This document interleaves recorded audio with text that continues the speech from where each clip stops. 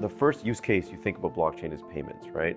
So that's the first thing you want to do, is show that you can secure a payment mechanism just like Visa, MasterCard, but much more secure, without middlemen, take away the fees, offers economies of scale. So the more people use it, the cheaper it gets. The way we view the future of value in the long term, 3 to 5 to 10 years, we view layer 1 blockchains will essentially become like the new republics. These will be the new mechanisms where all the value is going to proliferate to. In the future, there will be the layer 1 blockchain, there will be the mining market, there'll be the dApps, and there'll be tokens. So the lower you get in the stack, the lower risk you have, but the lower rewards. The highest risk reward will be on the layer 1 blockchain, because that's where all the value will flow up. But it's highest value, highest risk. We view layer 1 blockchains, which is Bitcoin, Syscoin, Ethereum, as court systems. They need to be combative to the external forces that we don't control, even in the software world. In the real world, like inflation, hyperinflation, wars, these systems need to be secure from that. And this is why we view Bitcoin as the gold standard for security and decentralization. What else does the world need? What else does the world cherish when you have something like Bitcoin? How can we extend that to something else where we can take advantage to build real world utility? This is where Ethereum comes in. For me, Ethereum is a gold standard for flexibility or general computation. We're trying to stick to the gold standards we know the world's going to cherish and develop on, and we put those two concepts together. And this is what Syscoin is.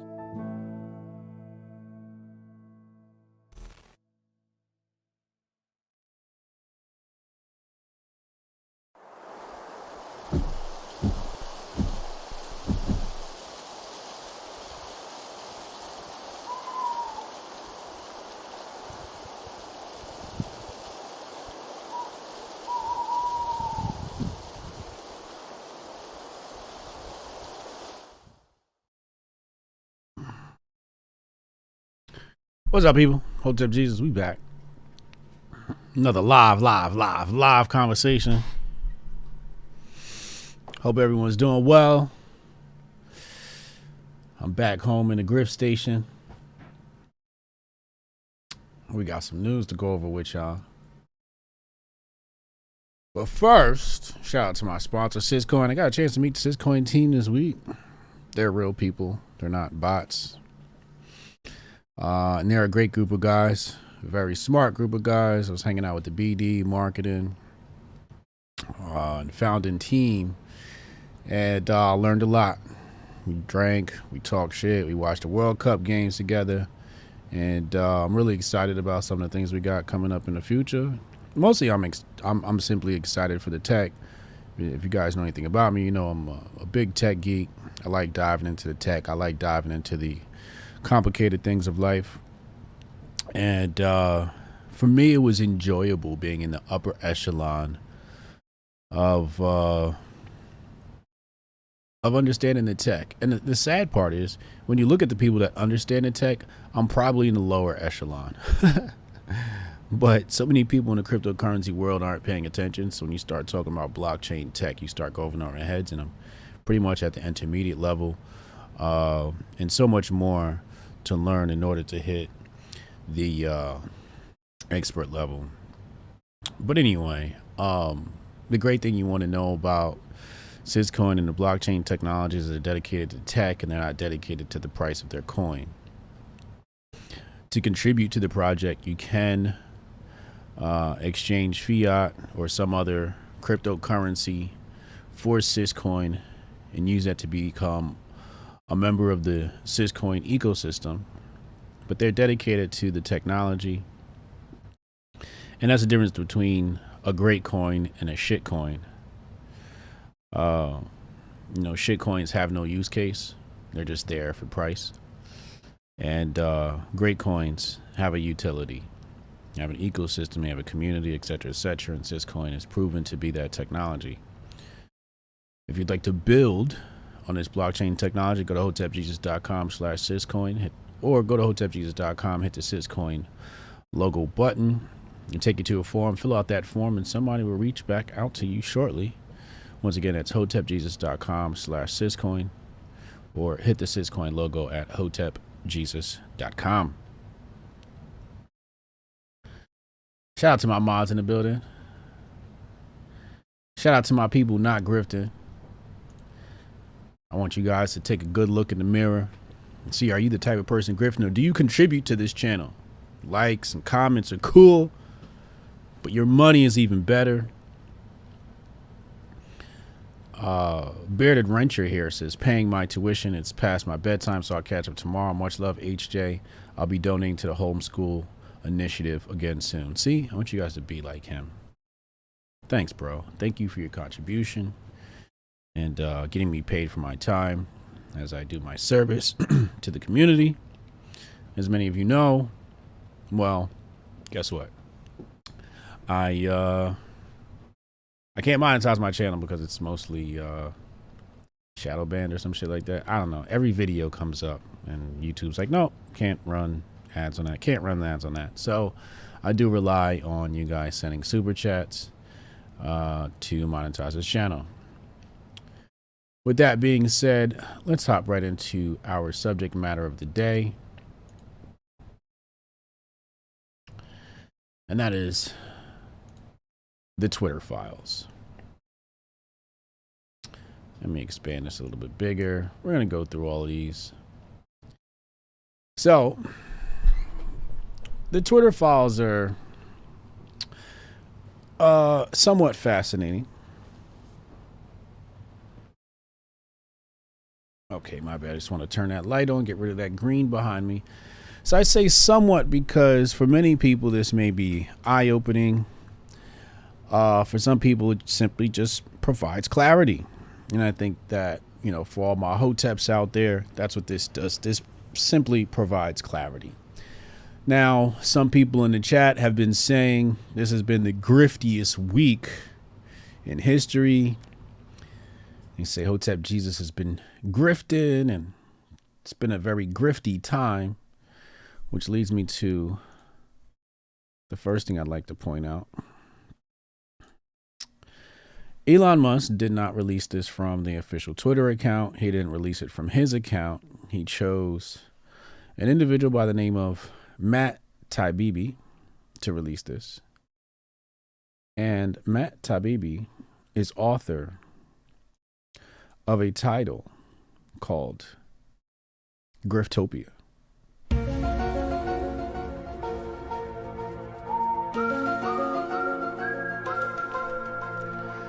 Isn't it ironic that the guy who gets to grift off this is the author of a book called Griftopia? I find that absolutely fascinating and ironic. Boy, oh boy. Ain't that something? Okay. Let's dive into the subject matter. So the thread here is the Twitter files, as they call it. Now, the first thing I have to say about this is I was somewhat disappointed, somewhat conflicted, because when you give things a name like Twitter files, I'm expecting WikiLeaks style stuff where you just dump this shit and you let us sift through the rummage. That's not what happened here. What happened here was things were carefully selected as to what they were going to disclose to the public, which left me quite underwhelmed. I can't say I'm shocked or surprised for that matter, but I am underwhelmed. I was hoping for more. I was hoping for a WikiLeaks style expose. Instead, we got the author of Griftopia releasing a Twitter thread. A Twitter thread. The other thing that disappointed me was the fact that they chose an author to release this information. Now, it's one thing, maybe he's a good researcher, so they used him and they say, hey, here's the stuff, and we want you to be the researcher and dive through this stuff. However, he was also the individual chosen to release the information, which means when he writes these tweets, he's going to write it in such a way where it provides a little bit of background in the framework of a story. So it's going to be very author-like, which in some ways I don't like, and other ways I get. People sometimes need to be handheld and spoon-fed to receive information. So in that respect, I get it. But to the rest of us who have a functioning brain, it's sort of disappointing. Give me the bulk of the emails. Let me sit down and go through them. I don't want you picking through the garbage and telling me what I need to look at. How do I know what you've provided me is the most damaging? How do I know you're not protecting the individuals involved in this scandal? With that being said, let's dive into the alleged thing called the Twitter files.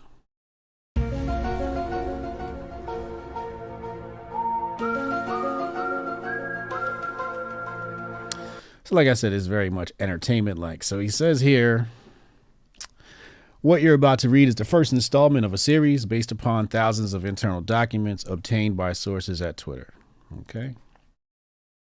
Can you guys see this on your screen well? Okay, good.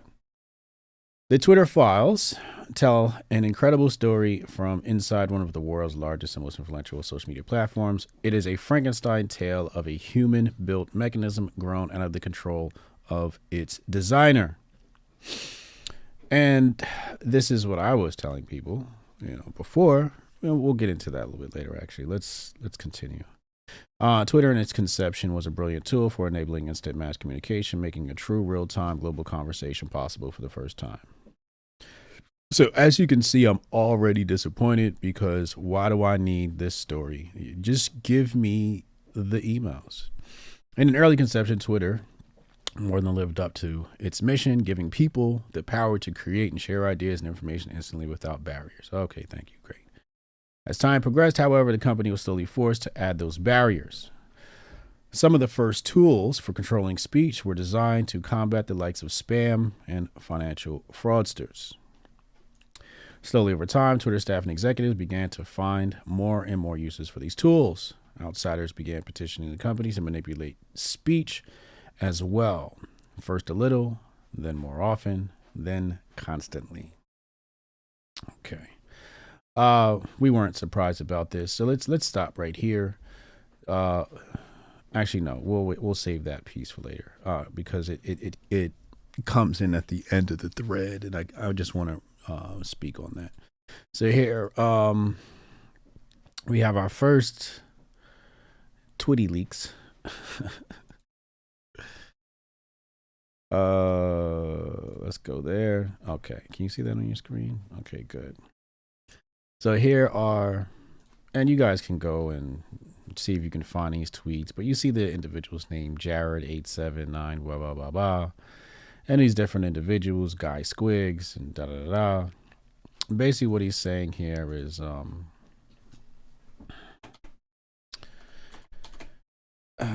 where is it? No. All right, let's close that tab so we don't open it again. All right. By 2020, requests from connected actors to delete tweets were routine. One executive would write to another, more to review from the Biden team. The reply would come back, handled. So obviously here we have the Biden team running cover for Hunter, I must assume. Celebrities and unknowns alike could be removed or reviewed at the behest of a political party, he says. Let's pull this up. You can see the actual tweet.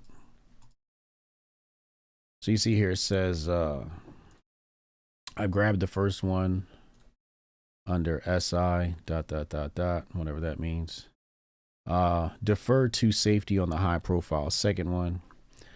So I guess one of the tweets they reported was real James Wood, and they classified him as high profile. So this looks to be some censorship of real James Wood. And this is coming from, this is the internal team communicating here. Let's go back. Twitter's got to fix their thread mechanism. Okay, let's go here. Here's the next one. Both parties had access to these tools. For instance, in 2020, requests from both the Trump White House and the Biden campaign were received and honored. Now, I got to tell you something. Little story. Because this I found to be true on my own.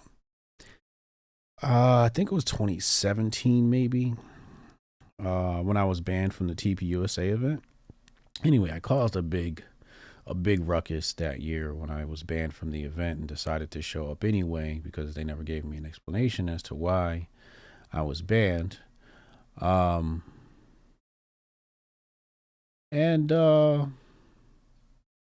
that night, about an hour after I caused a ruckus, my Twitter account was suspended. It was suspended for 24 hours. And I had never had any problems like this in the past. I had never had anything reported and, had to have my account limited.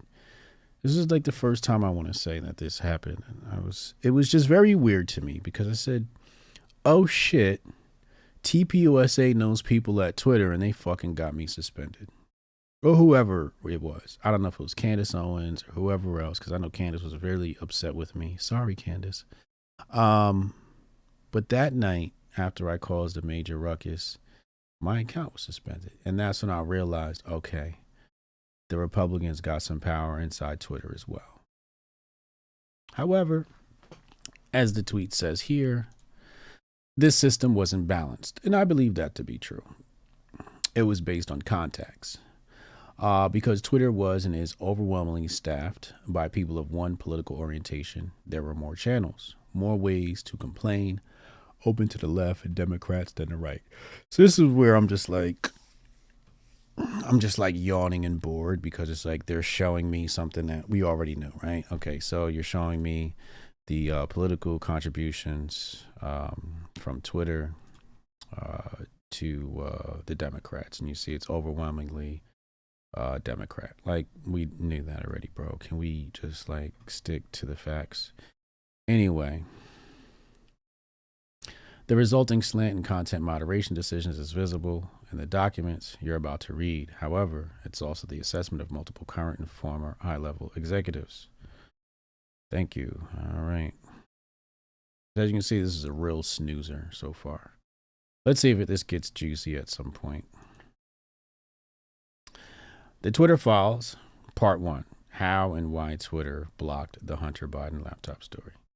So again, they're rehashing the New York Post. We know this already, bro. Can you just give me the good emails?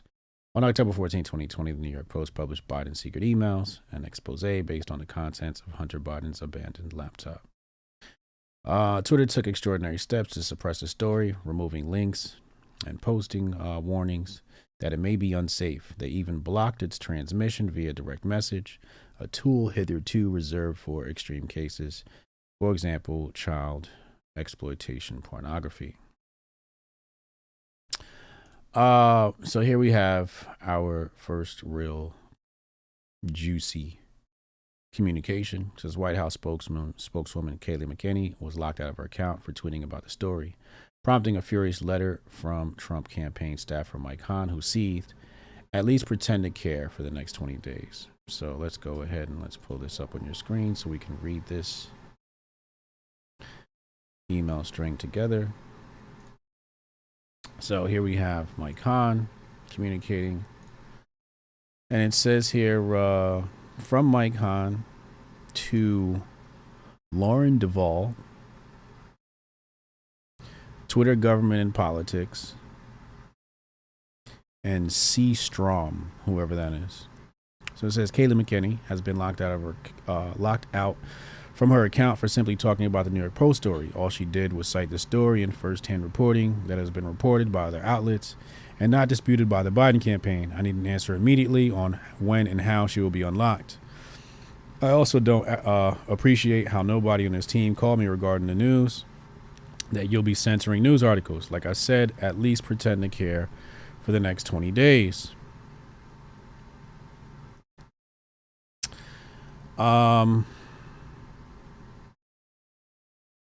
So, okay, so it's Caroline Strom that we're talking about here. It says this led public policy executive Caroline Strom to send out a polite "what the fuck" query. Several employees noted that there was tension between the comms and policy teams, who had little/less control over moderation. So let's take a look at this email here. Hi team, are you able to take a closer look here? Thank you. As you can see, very, very boring information. Let's go here. Let's pull up this next one. Hi Caroline, thanks for reaching out to us. Per checking, the user was bounced by Site Integrity. Okay, so SI stands for Site Integrity, for violating our hacked materials policy, adding them here for further insights and guidance. And this is Elaine Ong Soto, Ops Analysis Global Escalations Team. And this will be explained in more detail in just a moment.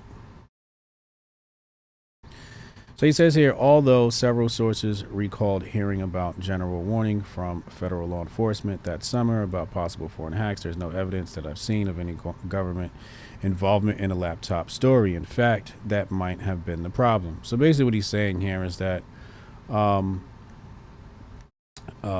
White House, Congress, Supreme Court, or any other body were involved in the laptop story, right?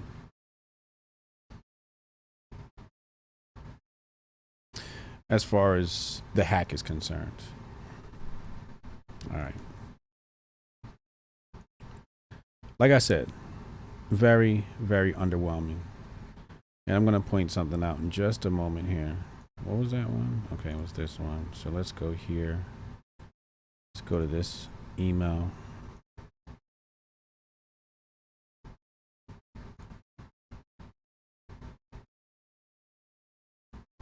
No, this email here. Let's see. All right, so here's where my issue is. I'm going to read this and I'm going to show you where my issue is. Decision was made at the highest levels of the company, but without knowledge of CEO Jack Dorsey, with former head of legal policy and trust Vijay Gad playing a key role. They just freelanced it, is how one former employee characterized the decision. Hacking was the excuse, but within a few hours, pretty much everyone realized that wasn't going to hold, but no one had the guts to reverse it. So that's where we're going to first stop. We're going to stop right there.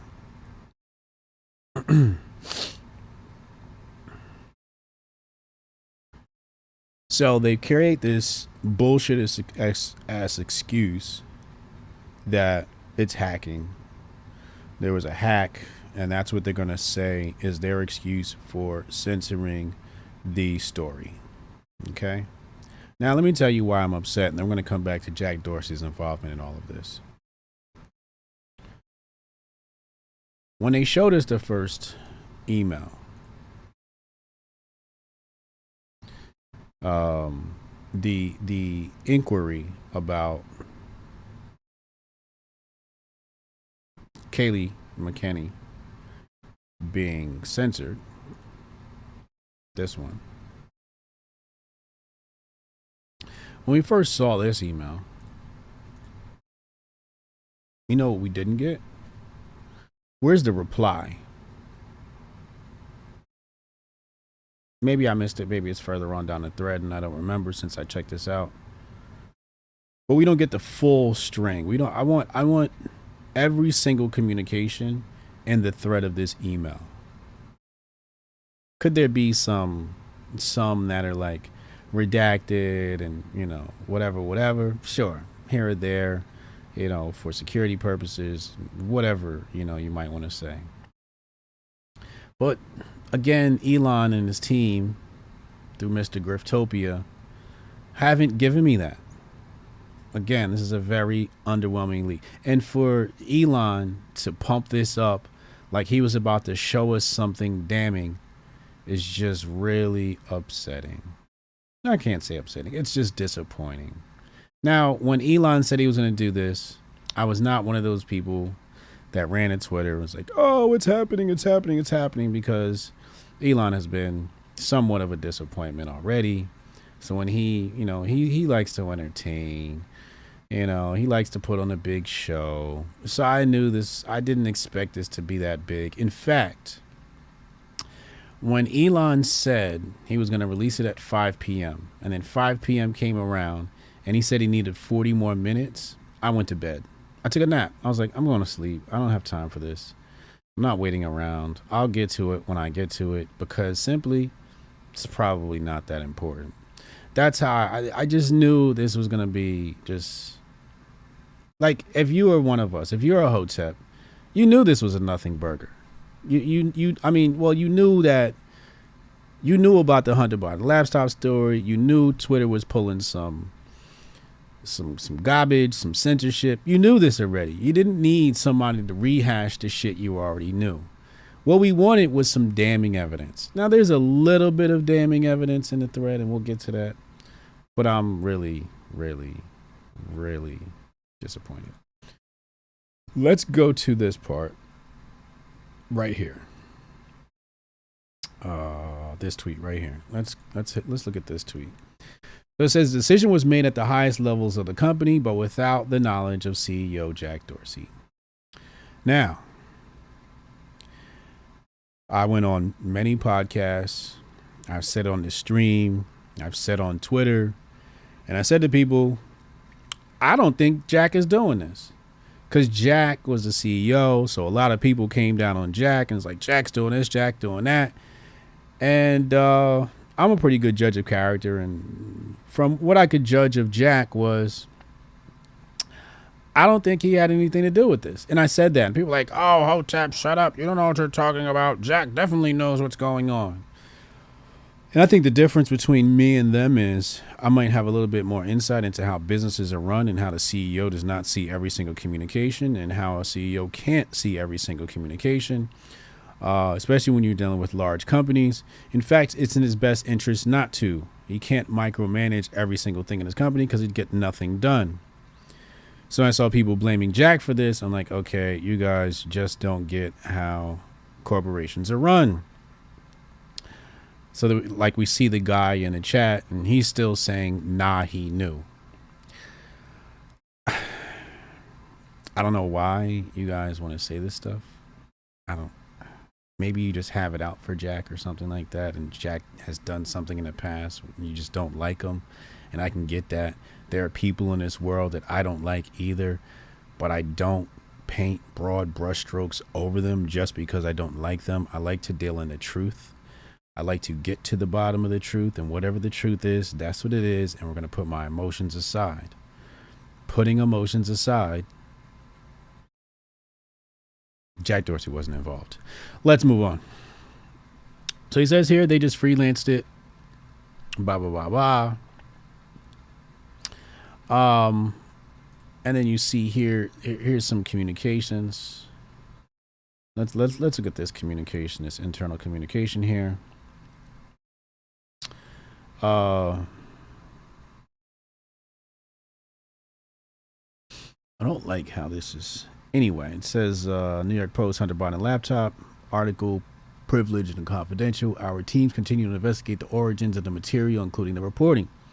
Trenton Kennedy, he says, I'm struggling to understand the policy basis for marking this as unsafe. And I think the best, it's obviously a typo there or a misspelling. Explanation argument for this externally would be that we're waiting to understand if the story is the result of hacked materials. We'll face hard questions on this if we don't have some kind of solid reasoning for marking the link unsafe. So here she's proposing that, they say that, the materials were hacked, right? Katie Roseborough says we will also mark similar stories as unsafe. Now, even from this email string, I'm wholly underwhelmed. Wholly underwhelmed. Who else is in this email string? Is Yoel Roth in there? Yeah, Yoel Roth is in there. R. Summers. Let's go to the next one, 26. And Matt says, by this point, everyone knew this was fucked, said one former employee. But the response was essentially to err on the side of continuing to err. Let's take a look at this. Okay. It says the policy basis is hacked materials. This is from Yoel Roth. He was fired, and I said he should have been fired much faster than he was originally fired or let go, or however that situation fizzled out. And he says here the policy basis is hacked materials. Though, as discussed, this is an emerging situation where the facts remain unclear. Given the severe risk here and lessons of 2018, we're erring on the side of including a warning preventing this content from being amplified. So they basically use the WikiLeaks precedent or event to set a precedent for the idea that this story could have been from hacked materials. All right. Vijay Gad, what is the warning that will come up? Yoel Roth says, when you click the link, you'll see a generic unsafe URL message. References spam, malware, and violations of Twitter rules. Not ideal, but it's the only thing we have. Obviously, there's some programming devs would have to do if they wanted to do anything further, but they want to take immediate action. So they'll just take the existing mechanisms for marking things as unsafe and then put that there. Ian Pluckett says, what if we do in the comms? This will become a bias claim for Jack pre-hearing immediately. Let's make it clear we're proactively but cautiously interpreting this through the lens of our hacked materials policy and allowing the link with a warning and significant reduction of spread. So significant reduction of spread is obviously the suppression through the algorithm, shadow banning, not allowing it to be in the trending topics, etc., etc. Now this section here says this will become a bias claim for Jack pre-hearing immediately. What Jack are they talking about? What Jack are they talking about? And this is what I was talking about before. It seems as though if they're talking about Jack Dorsey is going to say this is a claim of bias, which again lends to my argument that Jack didn't know what was going on.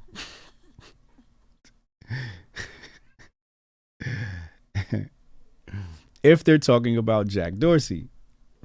But do you see how they're talking about Jack if this is in fact Jack Dorsey? That's why I say we have to deal in truth. We can't deal in emotions. And they say this will become a bias claim for Jack pre-hearing immediately. Jack's going to be like, well, this is kind of biased. We can't do this. Am I interpreting this correctly? Press 1 in the chat if you think I'm interpreting that correctly. Press 2 in the chat if you think I'm not. Because I make mistakes. My brain doesn't always function at its optimal performance. You tell me, am I interpreting that correctly? Press 1 if I am. Press 2 if I'm not. Shout out to my Rumblers. All my homies over on Rumble watching this. I appreciate you.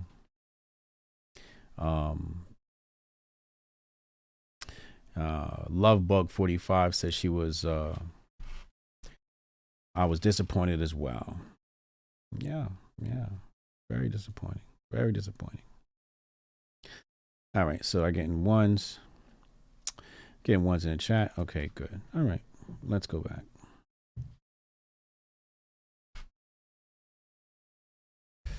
Let's go to this one. Let's look at this email address here. Okay. To Ian's point, can we truthfully claim that this is part of the policy? So Brandon Borman here. I know you guys can't see that on your screen, but I'm sorry. It's just a little stretched out. Maybe I can squeeze it for you. Will that work? No, that doesn't work. It's okay. Let's dive into it.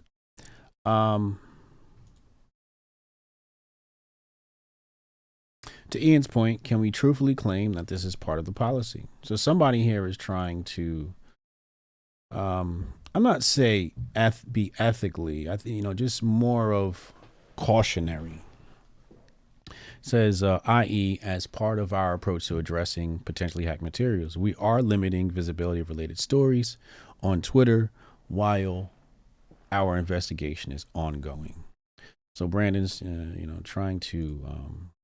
So it says here, Matt says, former VP of Global Comms, Brandon Borman asks, can we truthfully claim that this is part of the policy? So that's his job as the comms guy. It's his job to make sure communications go out clearly and effectively and as safely as possible, especially for including legal issues. Jim Baker here, he says, I support the conclusion that we need more facts to assess whether the materials were hacked. At this stage, however, it is reasonable for us to assume that they may have been hacked and that caution is warranted. There are some facts that indicate that the materials have been hacked, while there are others indicating that the computer was either abandoned and or the owner consented to allow the repair shop to access it for at least some purposes. We simply need more information.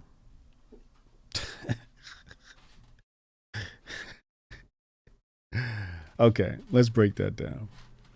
So he says there are facts that indicate the materials may have been hacked. What facts is he talking about? I think the correct word there, or the correct term he should be using, is there are claims that indicate the materials may have been hacked. In fact, you can't say facts and may have in the same sentence because facts are supposed to prove things definitively. He's obviously not a comms guy. At least I'm assuming. What's his role with the company? Let's look. Deputy General Counsel.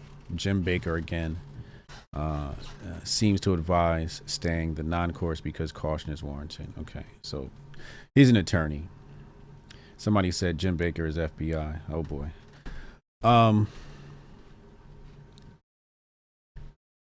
So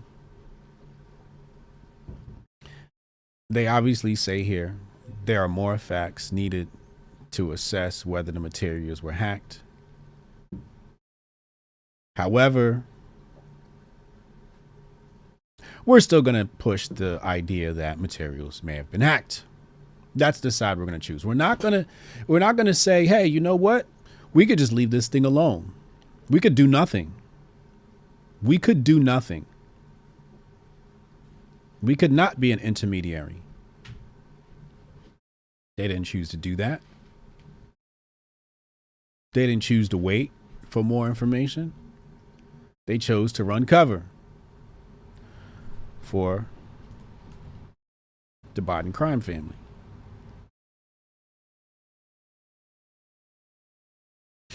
Let's continue. So he says here, number 29, fundamental problem with tech companies and content moderation. Many people in charge of speech know /care little about speech and have to be told the basics by outsiders. Yeah, whatever.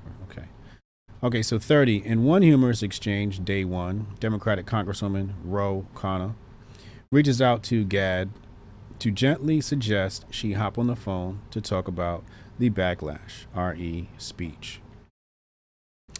Khanna was the only Democratic official I could find on the files who expressed concern.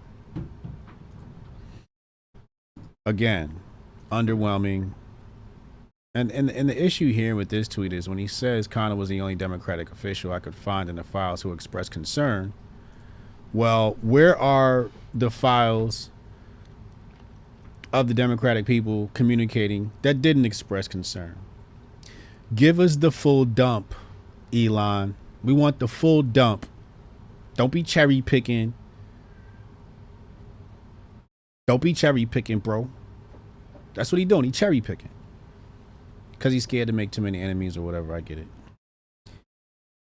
So Roe says generating huge backlash on Hill. Re-speech, whatever that is. Can somebody tell me what RE speech is? I don't know what they're talking about. Are you saying referencing speech, free speech? Happy to chat if you're up for it. So I guess, you know, people on Capitol Hill were upset.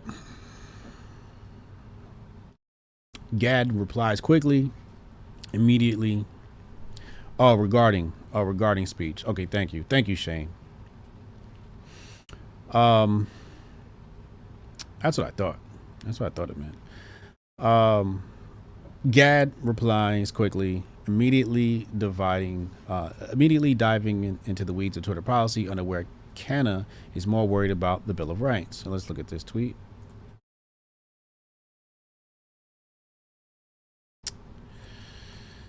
Hi, Congresswoman Canna. Thank you for reaching out. We appreciate the heads up. We put out a clarifying thread of tweets earlier this evening to explain our policy around posting of private information and linking directly to hacked materials. The press secretary's account was not permanently suspended. We requested that she delete the tweet containing material that is in violation of our rules, and her account is restricted until she complies. I'd be happy to jump on the phone if helpful. My team in DC, Jessica and Lauren, are copied here and also available to discuss. So you can see here, they're like, yeah, she has to delete the tweet. It's against our policy, whatever. Again, more nothingness. More nothingness. Canada tries to reroute the conversation to the First Amendment, mention of which generally is hard to find in the files. Okay, let's see what this has to say. Canna to Vijay Gad. Hope you're well, Vijay. But this seems a violation of the First Amendment principles. That there is a hack of classified information or other information that could expose a serious war crime.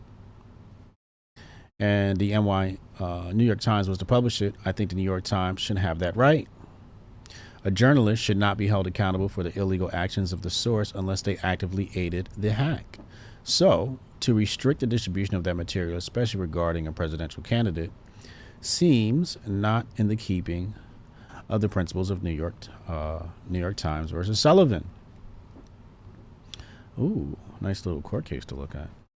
I say this as a total Biden partisan and convinced he didn't do anything wrong, but the story now has become more about censorship than relatively innocuous emails and has become a bigger deal than it would have been. It also is now, let's stop right there actually. She's understanding that by suppressing the story, you're actually making it worse. You're throwing gas on the fire. You're fanning the flames. And that's a legitimate concern. That's a legitimate claim. She's on point with that. She's on point with that. Totally on point with that. It is now also leading to a series efforts to curtail Section 230, many of which would have been a mistake. I believe Twitter itself should curtail what it recommends or puts in trending news. And your policy against QAnon groups is all good. It's hard to balance. So she does agree that there should be some censorship. But in the heat of a presidential campaign, restricting dissemination of newspaper articles, even if the New York Post is far right, seems like it will invite more backlash than it will do good. Please just keep this communication between just us and Jack, and no need to CC the team or forward to them. Just wanted to offer my 2 cents. Now, this last line here is quite interesting because why didn't she contact Jack? And she's telling this person, you know, or kind of actually believes that Jack would know about these things. But as we've seen, Jack doesn't know a lot. And I believe Jack just got like seriously cucked up at Twitter, and he just like it was in over his head, and he was just like, all right, gosh, just do whatever the fuck you want to do. I'm just sick and tired of you. I mean, you got to just think about it, right? He's got this corporation, and you got all these women and gay people and just a whole lot of feminine energy, right? And they're all like all day long. Like, you got to get a headache. So it's like you either have two options, right? You have one that's just like, shut the fuck up, go do your job, or you're fired.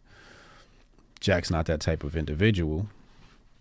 Yeah, he's completely burnt out. Because they're coming with, you got to remember, it's like everything in the media is like Black Lives Matter and Trump and this happened and this person said that. Like, he's just bombarded with all of this shit day in, day out. And his personality type is probably like, just do whatever you want, right? That's how I can see him. And she obviously says here, no need to CC the team or forward to them. Now, real quick, who the hell is Rokana? Oh, here we go. This is Ro. What up, Ro? So a man makes this astute judgment. He's trying to keep things high and tight. Assumed office in 2017, and he's a House rep. Yeah. Graduated from Yale University with his Juris Doctorate. Okay. So I'm going to assume the Democrats didn't clue Mr. Rowe in. He's on the outside. Mr. Rowe is like trying to do his job, right? He thinks he's supposed to do his job. He doesn't understand that. He's supposed to toe the line of Democratic Party, and he's like, wait, what's going on here? I work for the government. But, sadly, Mr. Rowe, well, you're just a House rep. You're not that important, right? You're a lowly House rep. You're not a senator. Relax. Stay in your lane. This is how people are going to treat him. I'm not saying this is how people are going to treat him. But he's a government official. He's a House of Representative member. And again, if we look at Roe's background, he is a Democrat. He does support. Let's take a look at his education background. I believe his Juris Doctorate would be in law. Yeah, Yale Law School. Yeah. So this guy is in law. So you would get that type of response from somebody dealing in law. He's like, wait a second. I learned in school this was what we're doing is bad. So him being the naive law student, he was like, wait, this is a violation of the First Amendment. Bro, the Democrats don't care about the First Amendment. Did they not clue you in? Did you not get invited to the Bohemian Grove meeting, bro? They don't care about the First Amendment, bro. But he's doing his job. He's a Democrat. He supports Biden. But he's like, this is a very slippery slope. If we say the New York Times can't disseminate information, what happens when we want to disseminate information? This is a direct violation of the First Amendment. And again, this is a kid who graduated from Yale Law School, one of the greatest law universities on the planet.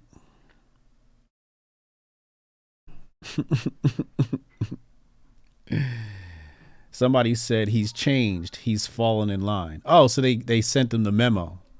Okay. Somebody sent him the memo and said, hey, bro, listen, cool out. We got this. Let's continue. Let's go here. Here we have Another email. Within a day, head of public policy Lauren Culbertson receives a ghastly letter/report from Carl Szabo of the research firm Net Choice, which had already polled 12 members of Congress, 9 R's, 3 D's from the House Judiciary Committee. Let's get this email. Carl says to Lauren, yesterday, Net Choice's Chris Marchese met informally with 9 R's and 3 D's House staffers to gather intel about Facebook and Twitter and the NY Post story. The staffers hail from the House Judiciary Committee. Whatever. Again, another underwhelming email. Let's go here. What does this one say? High level takeaway. Every Republican said this is a tipping point. It's just too much. And both Democrats and Republicans are angry. This is in reference to what? Net Choice lets Twitter know a bloodbath awaits in upcoming Hill hearings, with members saying it's a tipping point, complaining tech has grown so big that they can't even regulate themselves, so government may need to intervene. I just don't understand how Matt Taibbi is quoting emails, but we don't have the email. This is supposed to be the Twitter files. Instead, it's turned out to the Twitter thread. This is a Twitter thread. There's no files, bro. Where's the files? We need files. You know what a file is? Like a downloadable, like a file. This is not. These aren't files. You're giving us screenshots and you're quoting shit, and you're not giving us the email. Give us the full string. Where are the strings of emails? We want this shit WikiLeaks style, Elon. We want this shit WikiLeaks style, Elon. Just give us the dump. Yeah, man. The Twitter snippets. That's what we should call this. The Twitter snippets. Szabo reports to Twitter that some Hill figures are characterizing the lab story as text access Hollywood moment. Let's go here and look at that. When asked just how bad the situation is, one staffer said it's text access Hollywood moment and has no Hillary to hide behind it. Others were more blunt. Tech is screwed, and rightfully so. Again, more Twitter snippets, no files, no emails. Then he says here, Twitter files continue to indicate to Twitter snippets. He said the First Amendment isn't absolute. Szabo's letter continues chilling passages, relaying Democratic lawmakers' attitudes. They want more moderation. And as far as Bill of Rights, it's not absolute. Let's take a look at this one. The Democrats, meanwhile, complain that the companies are inept. They let conservatives muddy the water and make Biden campaign look corrupt, even though Biden is innocent.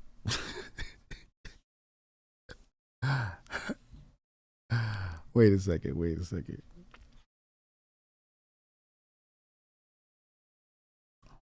Who's Szabo? Oh, this is from Net Choice. So Szabo from Net Choice.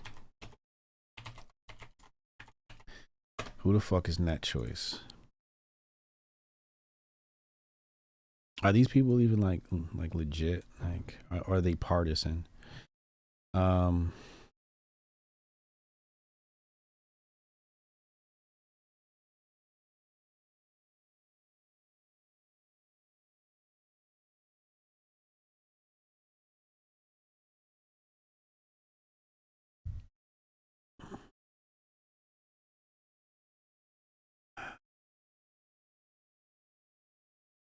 What the fuck is Net Choice? Okay. Net Choice is a lobbying group for big tech. Founded in 2001. Its many members include Amazon, AOL, Google, Meta, eBay, PayPal, and Yahoo. Its lobbying expenditures were $180,000 in 2021 and $220,000 in 2022, as reported by Open Secrets. It hired former congressmen and SEC Chairman Christopher Cox as lobbyist. Okay, so it's a lobbying group for the benefit of big tech. Okay. Yeah, big surprise there, right? Okay, so This is an email from somebody at NetChoice, Carl Sabo. And so now we know what this, we have some context to this email. It says that Democrats, meanwhile, complain that the companies are inept. They let conservatives muddy the water and make the Biden campaign look corrupt, even though Biden is innocent. They link this to Hillary Clinton's email scandal.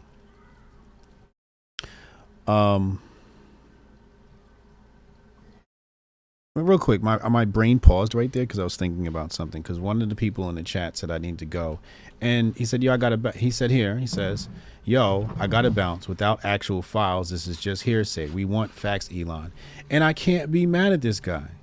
I cannot be mad at this guy. Like, and you know what? The reason why my brain paused is, I know there's gonna be people covering this story. They're gonna, for the sake of clicks, they're going to be like, "Oh my God, look what happened. This is so crazy. Oh, wow. Oh," and they're going to like pump this up like this is some big thing. No, Hotep Jesus is going to tell you like being here is pretty much pointless. You might as well go home. You might as well just stop watching this. Don't even watch me anymore. It's pointless. Like, I'm going to finish the stream, but like outside of entertainment value that I'm going to provide, there's nothing here. There's nothing here. There's absolutely nothing here. Now, this is part one, they said. Hopefully part two is a lot better, but this is part one. But my brain stopped because I know there are people out there grifting off this story, like I am. Grifting off this story, but they're going to give it to you different. This is a big nothing burger, exactly. But some people are going to cover this story like this is some big thing, right? They're going to cover this for the sake of clicks, for the sake of you staying tuned in to their stream, their video, whatever. Part two comes tomorrow. Okay, we'll look out for part two. I'm not exactly excited about part two, considering part one was so underwhelming. Maybe it's underwhelming because, we just knew about this. If you're a Hotep watcher, you just knew this stuff. You knew all this. Like, this, none of this is surprising. Only thing you're getting is like some names and a couple of email snippets. Anyway, they linked this to Hillary's email scandal. She did nothing wrong, but because the press wouldn't let the story go, it became a scandal far out of proportion. In their mind, social media is doing the same thing. It doesn't moderate enough harmful content, so when it does, like it did yesterday, it becomes a story. If the companies moderated more, conservatives wouldn't even think to use social media for disinformation, misinformation, or otherwise. The Democrats were in agreement. Social media needs to moderate more because they're corrupting democracy and making all truth relative. When pushed on how the government might insist on that, consistent with the First Amendment, they demurred. The First Amendment isn't absolute. Now, we all know this is how the Democrats think. They don't give a damn about the First Amendment. They believe the First Amendment isn't absolute. We know this. We all know this. The funny thing is, Mr. Sabo here, the whole thing about corrupting democracy. I mean, the only thing corrupting democracy is the fact that you guys want to moderate the truth. You're moderating the truth. You're not moderating misinformation or disinformation. You're actually creating or clouding the truth. You're hindering the truth from coming about because you suppressed the Hunter Biden laptop story. Now, fast forward, it's okay to talk about this on YouTube now. Now it's okay to talk about this. If I'd have did this story last year on YouTube, you guys might not see me for a week. But now it's all okay. So this is why the Democrats are such an enemy of freedom. Because last year, or whenever it was, 2020, they said this was Russian misinformation, disinformation, all of that. Come to find out it wasn't true. He left the laptop there. And it's a real story. I remember speaking to somebody and they told me, it's not that. This is fake news.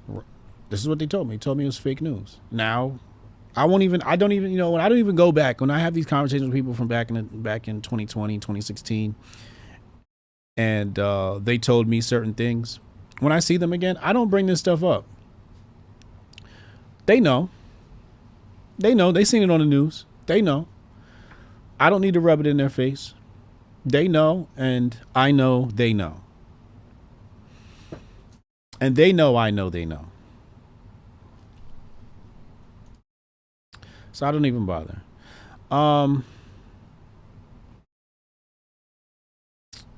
Within a day, head of public policy Lauren Culberson receives a ghastly letter report from Carl Sable of the research firm Net Choice, which had already polled 12 members of Congress, 9 R's, da da da. Let's look at this one here. What's this one? Did I read this one already? Yeah, I read that one. I'm sorry. What's this one?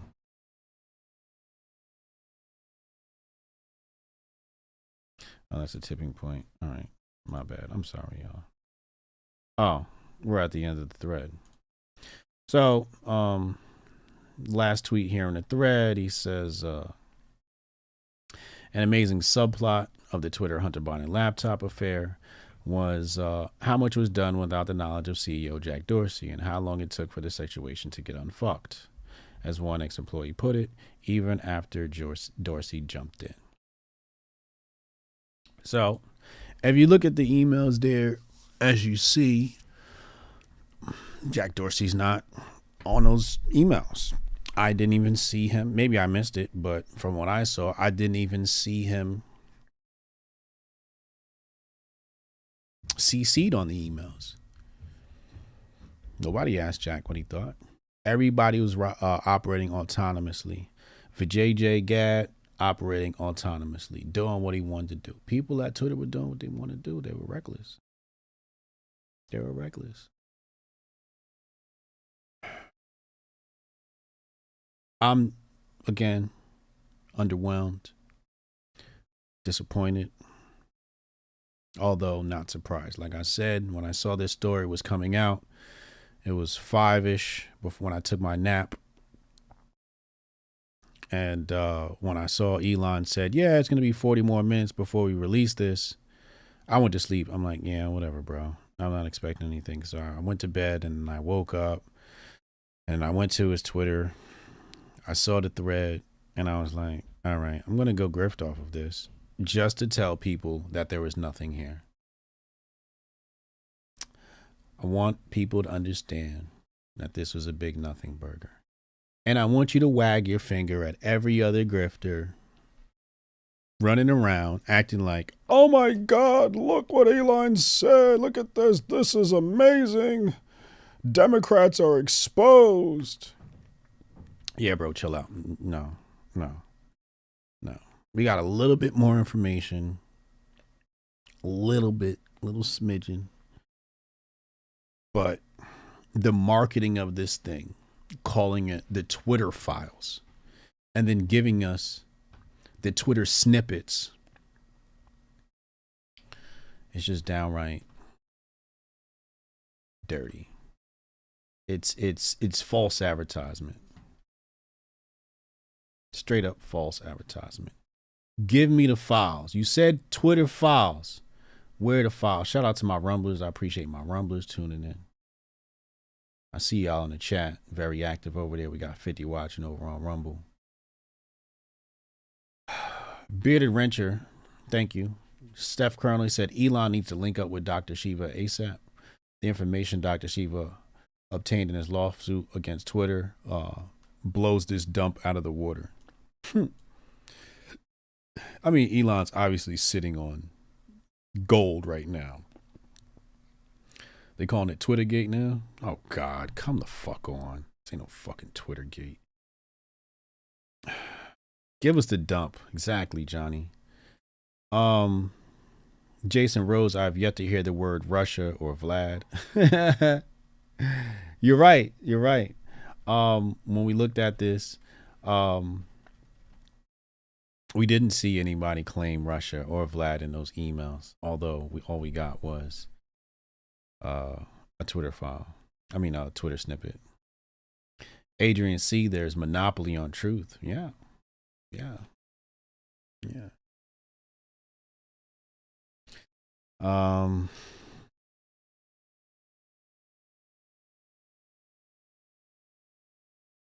Yeah. So, ladies and gentlemen, I'm sorry to report that there's nothing here. We already knew Twitter was colluding with the Democrats to suppress information. We already knew that they hated the First Amendment. I think the only people that benefit from this are people who just didn't want to believe this and may want to look into this. I think the one way that people on the left are going to defer is they're going to say, okay, so what? Hunter Biden had some, crack on his laptop or whatever. What does this have to do with Joe Biden? That's what they're going to say. They're going to completely sidestep Twitter's involvement in altering the outcome of an election. That's the part they're going to skip over. They're also going to say they're going to defer back to that previous point in regard to election meddling, and they're going to say, well, it's his son and his son's crack, therefore it wouldn't have changed the outcome of the election because we didn't care about the crack and his son and the prostitutes in Ukraine and whatever else was in those leaked files on Hunter Biden's laptop. That's the other angle that your lefties and liberals and socialists are going to take. The rest of them are going to close their eyes and act like this shit didn't happen. And then the rest are going to try to play cover. They're going to try to call Elon a Russian disinfo bot compromised by the Trump campaign or some shit like that. I don't know. Whatever else they can cook up. They depend on lies, et cetera, et cetera. But yeah, this is for anybody outside of those who ran from the truth previously. This is nothing burger. For the rest of us that knew, the Hunter Biden story was real, knew that Democrats want to suppress free speech, knew that Twitter was hindering free speech, suppressing free speech, shadow banning stories under the guise of hacking. This is a nothing burger. We're not, we're not impressed. So tomorrow's part 2. We'll have to look out for that. In the meantime, Hotep and built.